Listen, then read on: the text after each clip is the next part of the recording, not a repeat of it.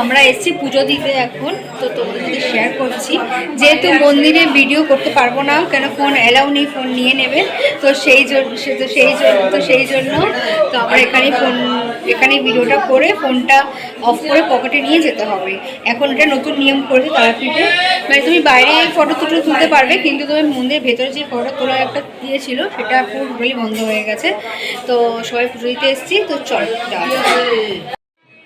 তো তোমরা দেখতেই পাচ্ছ আমরা তারা মায়ের কাছে পুজো দিয়ে, মানে আমরা তারাপীঠে যে গেছিলাম তারা মায়ের কাছে পুজো দেওয়া হয়ে গেছে। আমরা দাঁড়িয়েছিলাম, তো এখানে আমাদের ভিডিও করে দিচ্ছিল।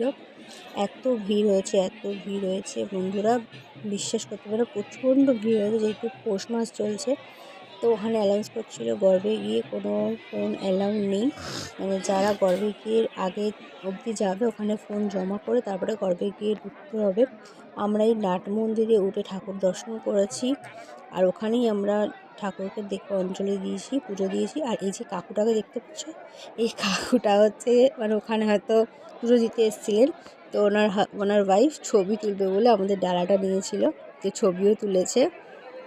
তুলে আমাদের বললো থ্যাংক ইউ বললে ওরা চলে গেল। তো আমরা এখানে দাঁড়িয়ে একটু ভিডিও করছিলাম। ভিড়টা দেখো শুধু তোমরা, এত ভিড় হয়েছে, এত ভিড় হয়েছে। ওপরে যে লাইনটা দেখতে পাচ্ছ ওই লাইনটা চলে গেছে একদম পুকুরের ধারে, মানে পুকুরেরটা ছাড়িয়ে পুরো লাইন রাস্তায় বেরিয়ে গেছে, মানে এতটা লাইন হয়েছে।